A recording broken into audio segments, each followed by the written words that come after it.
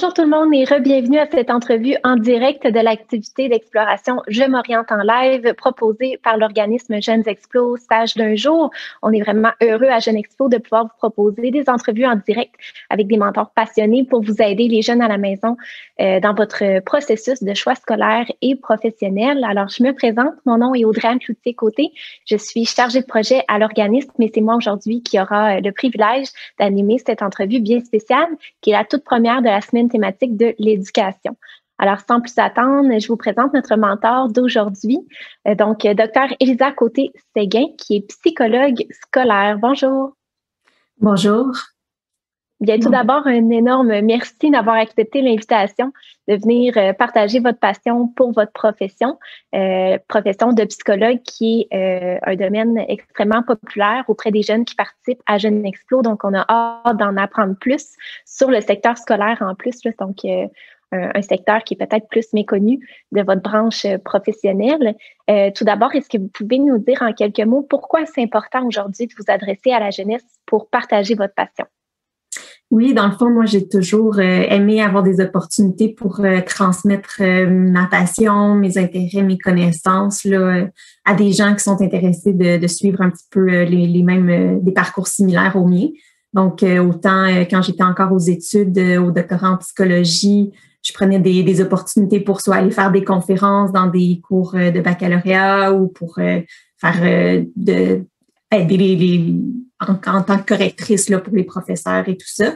Puis dès que j'ai commencé là, dans le secteur professionnel, là, j'étais intéressée aussi à recevoir des stagiaires. J'ai pas encore suffisamment d'années d'expérience pour pouvoir avoir des stagiaires du doctorat, mais je reçois, c'est la deuxième année cette année que je reçois une étudiante du baccalauréat dans sa troisième année de diplôme. Donc, elle vient passer une journée par semaine avec moi.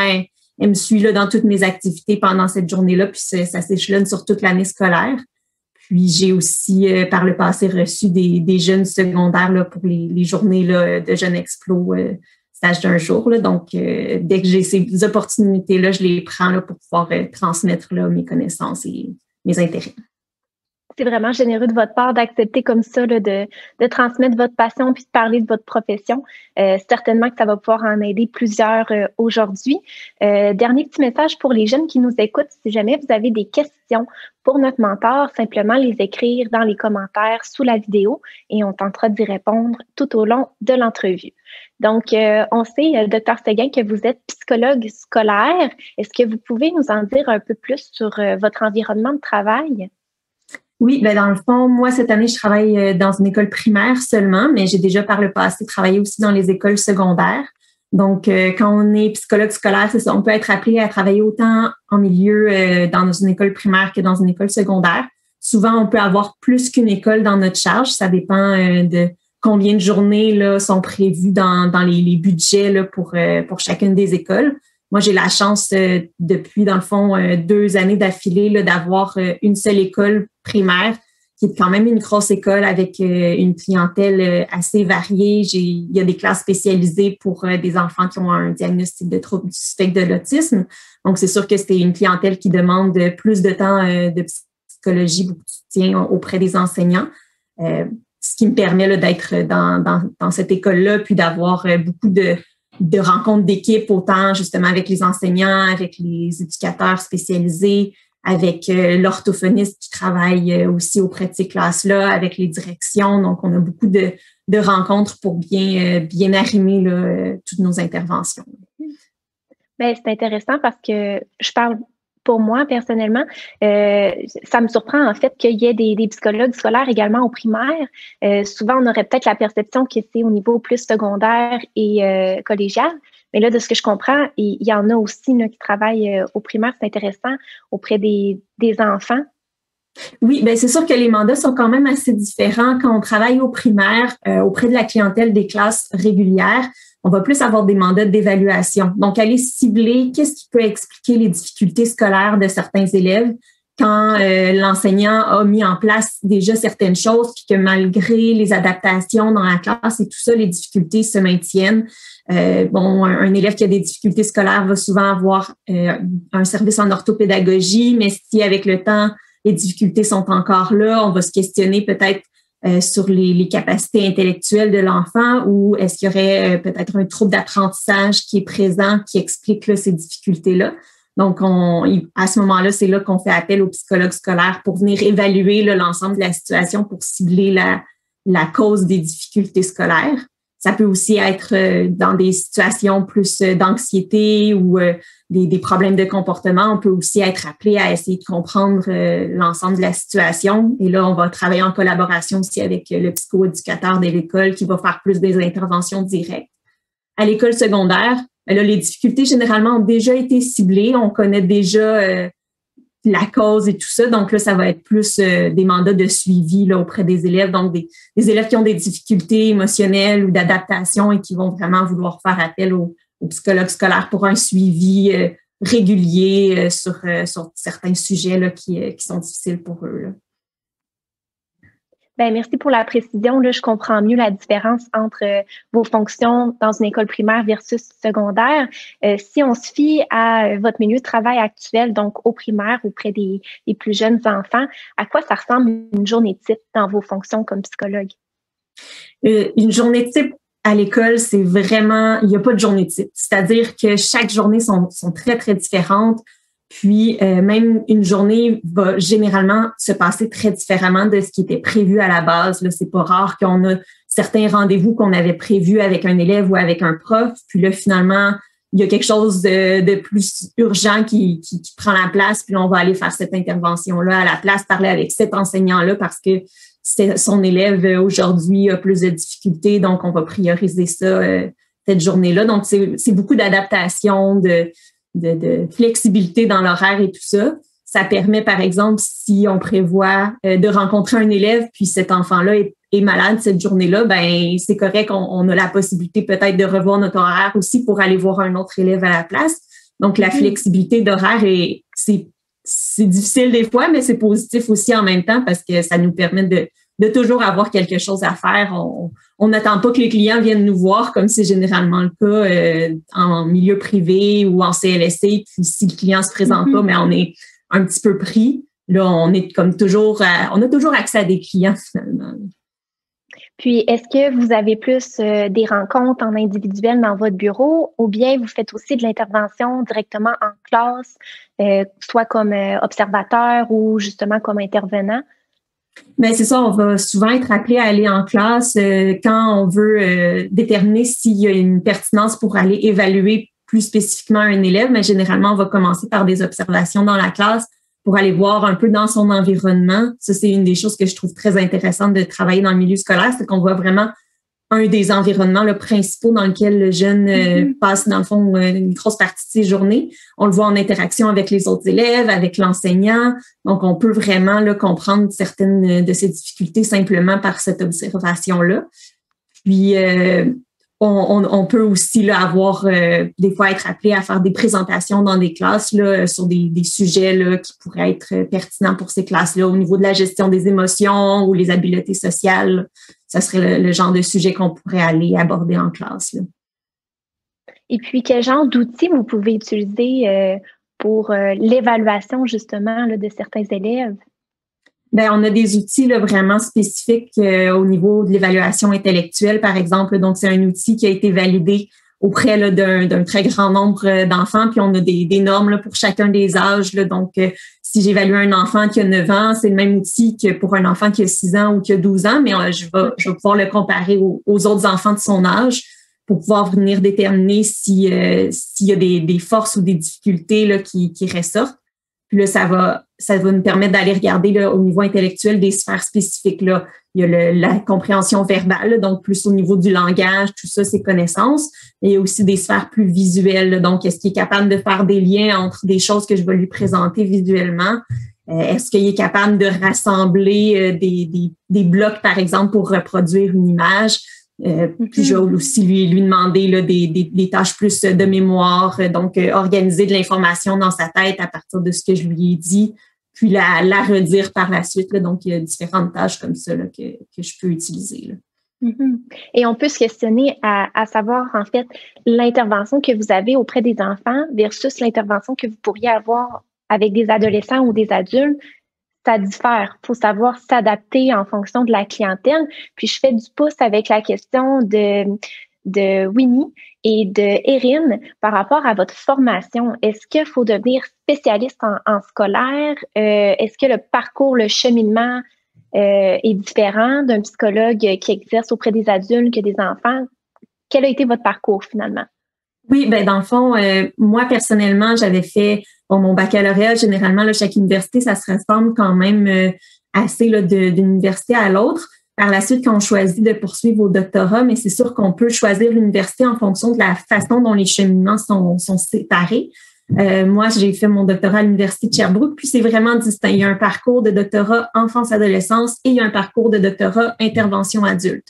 Donc là, c'est vraiment distinct à l'Université de Sherbrooke. Il y a d'autres universités où ils vont plus se distinguer selon les approches théoriques, donc plus une approche psychodynamique, plus une approche humaniste. Donc, selon les approches, après ça, c'est sûr qu'il y a des clientèles qui sont plus propices à utiliser une approche qu'une autre. Quand on pense à l'enfance-adolescence, on va peut-être plus utiliser des approches développementales, approches d'attachement, approches justement psychodynamiques. C'est toutes des approches qui peuvent être pertinentes avec les enfants, tandis qu'on va peut-être moins toucher une approche humaniste.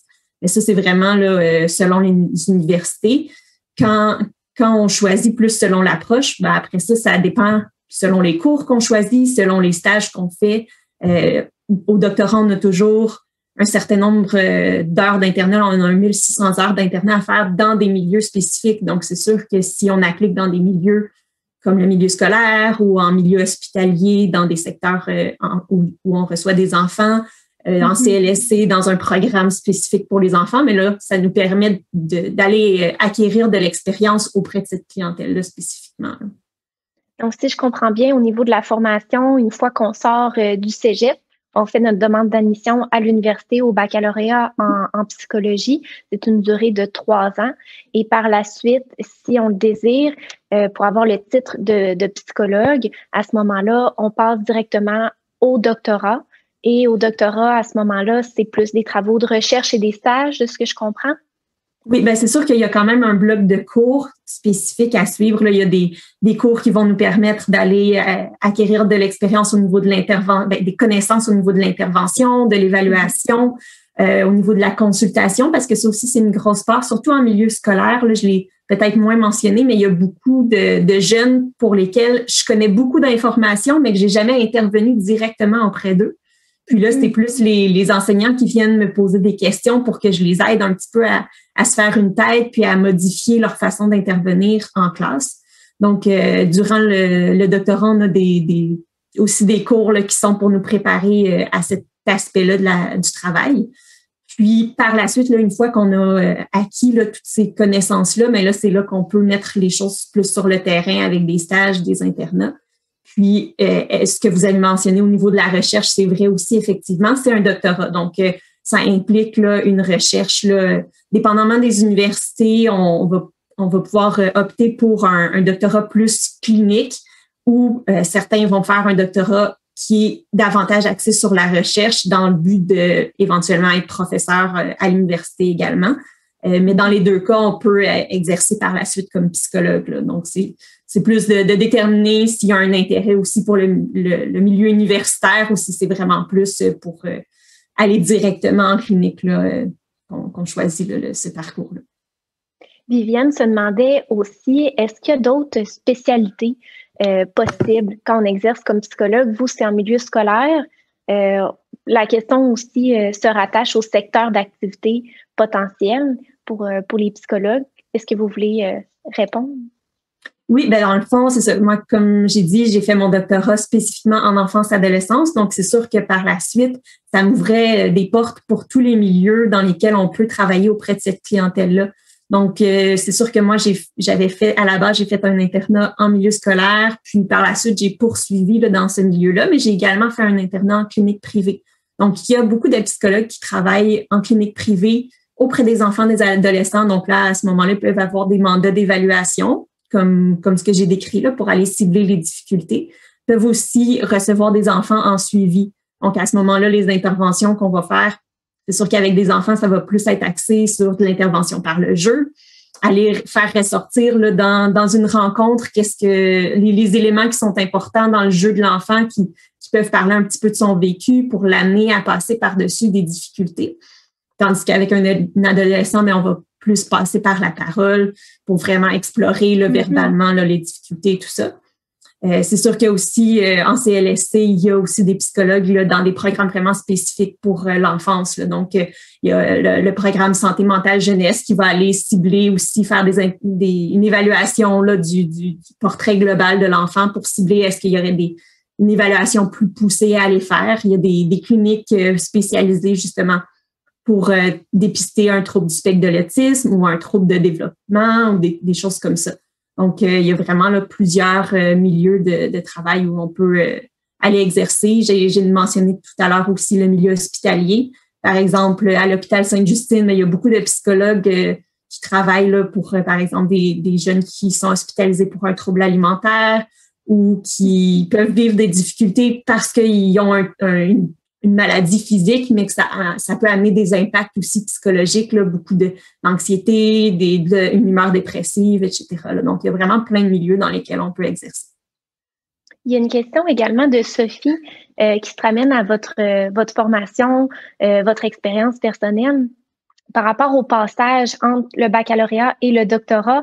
À se demander est-ce que vous avez trouvé ça difficile? On sait que c'est un programme contingenté. Comment ça s'est passé pour vous? Oui, ben effectivement, ça c'est une question qui trotte beaucoup dans la tête des gens qui s'en vont prendre le parcours en psychologie, parce qu'effectivement, le passé du baccalauréat au doctorat, c'est très contingenté. Le programme de baccalauréat est ouvert à quand même beaucoup d'élèves, beaucoup d'étudiants, mais par la suite, là, il y en a quand même peu qui peuvent accéder au doctorat. Donc, pendant tout notre parcours, on se dit, bon, est-ce que je vais réussir à me rendre jusque-là, à être sélectionnée, etc. Je pense qu'une des choses qu'il faut avoir en tête, c'est être ouvert pendant le baccalauréat sur c'est quoi les autres possibilités. Parce que, bon, quand on est, avant de commencer le baccalauréat, on a en tête, tiens, la psychologie, ça m'intéresse, comprendre l'être humain, tout ça. Je pense qu'on connaît mieux déjà cette profession-là, la profession de psychologue, parce que on entend peut-être un peu plus parler. On le voit des fois dans certaines émissions ou dans des films. Il y a des psychologues qui sont comme dépeints. Mais en même temps, on passe à côté peut-être de certaines autres professions qui nous rejoindraient peut-être plus. J'ai beaucoup de mes collègues de ma cohorte du baccalauréat qui sont allés finalement en orthophonie. C'est peut-être une profession dont on entend moins parler. Je l'ai mentionné tout à l'heure, il y a des orthophonistes dans les écoles. Donc ça, c'est des spécialistes qui sont plus au niveau du langage. Donc vraiment permettre de rééduquer des fois des enfants qui ont un trouble de langage, que leur langage s'est développé moins rapidement. Puis, ils vont travailler avec l'élève en individuel pour venir lui donner un petit peu des trucs pour améliorer là, cet aspect-là.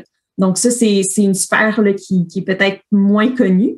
Puis, je sais notamment que le baccalauréat à l'Université de Sherbrooke a vraiment pris un tournant pour essayer de maximiser la connaissance de ces autres domaines-là connexes à la psychologie.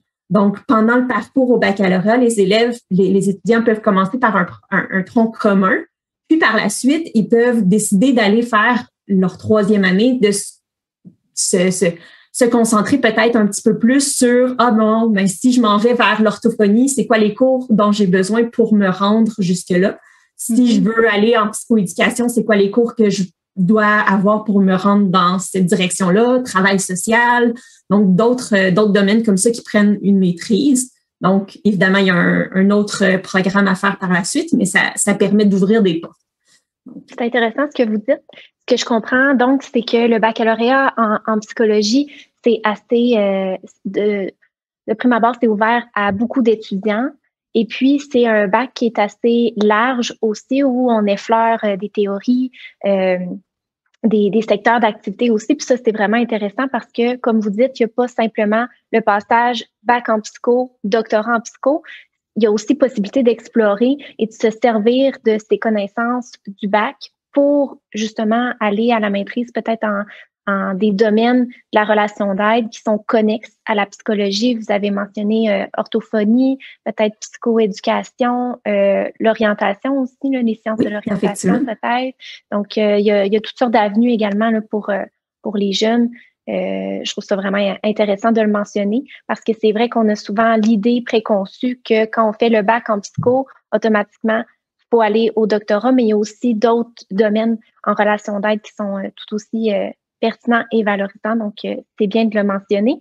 J'enchaîne avec une question ici de Winnie qui se demandait au niveau de la prescription de médicaments. Est-ce que c'est vrai que les psychologues peuvent prescrire des médicaments ou c'est erroné? C'est faux, effectivement. On peut pas prescrire les médicaments. Ça reste quand même du domaine des médecins. C'est vraiment un acte réservé aux médecins. Par contre, ce qui a été ajouté, si on veut, là, dans les dernières années, au moment où le doctorat est devenu obligatoire là, pour exercer la psychologie, pour, dans le fond, les nouvelles personnes qui accédaient au titre de psychologue, maintenant, ça prend un doctorat. Ils ont, à peu près en même temps là, qu'ils faisaient ces démarches-là, c'est qu'ils ont mis des actes réservés aux psychologues.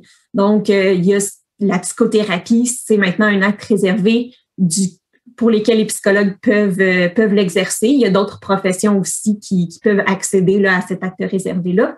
Mais sinon, dans les autres actes réservés des psychologues, il y a le diagnostic des troubles de santé mentale, le diagnostic des troubles d'apprentissage, diagnostic aussi de la déficience intellectuelle, qui était peut-être plus réservé aux médecins. Puis là, dans le fond, on a accès là, à poser vraiment là, des diagnostics officiels en ce sens-là. Donc, moi, je peux procéder vraiment à une évaluation complète, puis me prononcer sur une déficience intellectuelle là, à partir de ce que moi, j'ai recueilli là, comme information. Et pour ce qui est des traitements puis des prescriptions, c'est toujours réservé aux médecins. Oui, c'est ça. C'est sûr que, dans le fond, dans notre programme, dans toutes nos études, on est quand même formé au niveau de la psychopharmacologie, c'est-à-dire les médicaments reliés aux troubles de santé mentale qui ont un impact là, psychique.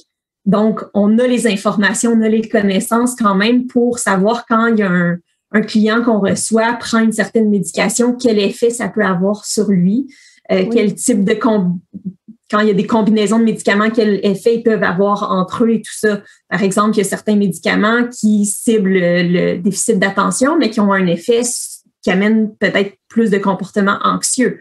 Donc, c'est sûr que si moi, je sais qu'il y a un élève qui a des difficultés déjà au niveau de l'anxiété, puis là, il y a un déficit d'attention qui est diagnostiqué, le médecin prescrit un certain médicament, on voit que ça augmente son anxiété, mais là, à ce moment-là, souvent, l'enseignant va faire appel à moi pour qu'on vienne faire ressortir tout ça pour peut-être transmettre aux médecins l'information. Voici ce qu'on observe à l'école. C'est important à être pris en compte dans le choix de la médication qui va être prescrite.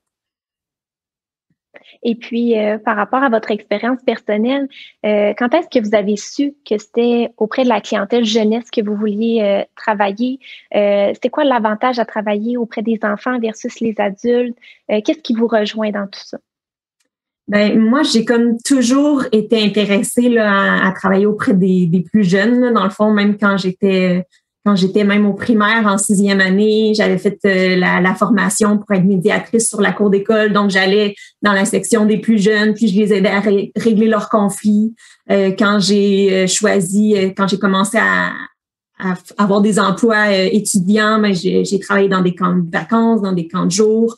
J'ai fait aussi beaucoup de gardiennage là, quand j'étais préadolescente, adolescente. Donc, j'ai toujours eu cet intérêt-là. Puis, je pense que de travailler auprès des jeunes, je pense que ça me permet d'aller aider là, dès le début de leur vie, finalement, cibler le plus tôt possible les difficultés, puis leur donner le plus d'outils possible pour continuer à avancer dans la vie. Là. Donc, c'est cette partie-là qui m'intéresse le plus, là, aider finalement à ce que le développement se passe le mieux possible. Là. Ça doit être extrêmement valorisant, justement, d'offrir les outils puis d'aider vos clients à un si jeune âge parce que, justement, vous savez que ça va les suivre tout au long de leur vie puis que ça va faciliter leur développement. Donc, ça doit être très valorisant. Maintenant, pour ce qui est des qualités requises pour exercer en tant que psychologue scolaire, ça serait quoi selon vous? Ben, comme je l'ai mentionné tout à l'heure, je pense que faire preuve de flexibilité, d'adaptabilité, c'est sûr que moi-même, personnellement, j'étais généralement une personne assez organisée, puis j'aimais quand les choses se passaient à être en contrôle et tout ça. Donc, le fait d'être en milieu scolaire, ça m'a permis de développer des nouvelles habiletés. Mais je pense que ça en fait partie quand même. Il faut qu'on soit capable de l'intégrer à notre bagage. Sinon, faut être prêt à aller vers les autres, à aller vraiment comme voir les enseignants être proactifs finalement, parce que des fois, les enseignants ne vont pas nécessairement spontanément aller demander de l'aide aux psychologues. Ils vont peut-être plus attendre avant d'agiter un petit drapeau. Donc, des fois, c'est d'aller vers eux pour prendre des nouvelles, pour vérifier qu'est-ce qui se passe, est-ce que ça va mieux depuis qu'on s'est parlé, tout ça. Souvent, les enseignants sont dans le quotidien au jour le jour. Ça roule beaucoup, donc ils n'ont pas nécessairement le temps d'aller nous voir. Donc, j'essaie d'avoir ma porte ouverte puis d'être vraiment disponible le plus possible. Là. Si je peux comparer des fois à un travail plus de psychologue en bureau privé ou peut-être généralement, mais justement, il y a pas quelqu'un qui vient cogner à la porte au quotidien pour nous parler. En milieu scolaire, faut être prêt à être dérangé puis à dire, ben oui, rentre, on va se parler, on va prendre le temps et tout ça. Là. Il y a une question ici de Erin que je trouve assez pertinente. Elle se demande quelles sont les mesures qui peuvent être prises pour un élève, par exemple, qui a des troubles d'anxiété ou peut-être des troubles s'apparentant à la dépression, par exemple. Les mesures, c'est-à-dire quels outils ou qu'est-ce qu'on fait comme moyen pour les aider, dans le fond? C'est pas spécifié. Je vous laisse aller avec votre réponse. OK, bien c'est sûr. C'est sûr qu'on peut aller cibler un petit peu avec certains outils. Là. Il y a des questionnaires qu'on peut utiliser. Par exemple, j'ai une enseignante, une éducatrice spécialisée qui est venue me voir la semaine passée, puis elle se questionne au niveau peut-être d'une dépression chez son élève. Donc, je lui, sans nécessairement faire remplir un questionnaire spécifique, mais j'ai quand même fait ressortir les sphères importante pour qu'elle puisse porter attention à ça au quotidien. Donc, on peut utiliser des outils dans ce genre-là, beaucoup d'observations finalement qui sont faites par l'enseignante, la TES et tout ça. Puis après ça, ben des moyens qu'on peut mettre en place, dépendamment, là, c'est sûr que j'ai pas nécessairement toujours le temps pour faire des suivis, mais quand il y a des situations d'urgence, je peux rencontrer l'élève en individuel si on cible que c'est vraiment pertinent que ce soit moi qui fasse la rencontre. Mais souvent, je vais donner des outils pour que l'enseignant ou la TES qui connaît déjà l'élève se sente plus à l'aise d'aller poser les bonnes questions, d'aller dire les phrases clés qui permettent peut-être aux jeunes de sentir que finalement, il y a un adulte qui s'intéresse à ce qu'il vit, puis qui s'intéresse à l'aider pour que ça aille mieux et tout ça. Là. Puis on va aussi faire appel aux parents pour voir un peu à la maison comment ça se passe. Est-ce qu'eux ont remarqué des différences? Qu'est-ce que eux ont comme soutien finalement? Des fois, on va pouvoir les référer peut-être aussi à des ressources externes. On a beaucoup de contacts aussi avec, par exemple, une travailleuse sociale du CLSC qui vient faire des suivis à l'école. Donc, si on voit qu'il y a peut-être un certain soutien à offrir aux parents, mais on peut proposer là, cet arrimage-là. Dans ce que vous dites, vraiment, je comprends que la communication entre professionnels dans le milieu scolaire, c'est hyper important. Comme vous dites, des fois, c'est peut-être plus à propos de donner les outils à l'enseignant, parce que l'enseignant, justement, a un lien privilégié avec l'élève, ils se connaissent bien, le lien de confiance est là. Donc, des fois, vous pouvez être là comme pour chapeauter un peu l'intervention puis pister l'enseignant avec l'élève. Donc, ça, c'est vraiment un point important à soulever. Vous êtes comme là pour une vision globale, puis vous permettez justement là, aux enseignants d'offrir le meilleur soutien à leurs élèves en classe. Donc, c'est intéressant. Je vois que le temps file. En terminant, voulez-vous adresser quelques mots aux jeunes qui auraient un intérêt vers la psychologie pour les motiver et les inciter à poursuivre dans cette voie-là? Ben, moi, je dirais commencer par justement prendre des cours qui sont en lien avec la psychologie, là. Par exemple, d'aller au cégep avec un profil plus sciences humaines ou d'aller opter là, pour des cours complémentaires qui incluent là, de la psychologie pour vraiment aller voir si dans l'étude de ces connaissances-là, si ça rejoint vraiment leurs intérêts, puis de pas avoir peur de s'inscrire par la suite au baccalauréat en psychologie en se disant, mon Dieu, mais je me rendrai jamais jusqu'au doctorat. On ne sait jamais, dans le fond, après ça, quand on est dans le baccalauréat, comme je disais tout à l'heure, si on va aller vers un autre domaine connexe ou si finalement on va vraiment comme embarquer dans le processus puis se rendre jusqu'à la fin du doctorat. Là, je pense que ça vaut la peine. C'est tellement des connaissances qui sont enrichissantes aussi d'apprendre à mieux comprendre l'être humain. C'est utile à tous les jours pour tout le monde, je pense. Donc, de pas hésiter à se lancer. Là. Et sur ces belles paroles motivantes, ça met fin à notre entrevue aujourd'hui. Un énorme merci pour votre temps, Dr. Côté-Séguin. Ça a été super pertinent comme entretien. J'espère qu'à la maison, vous avez appris davantage là, sur ce secteur d'emploi en psychologie. Donc, merci encore. Et les jeunes, on se revoit pour une prochaine entrevue. Merci.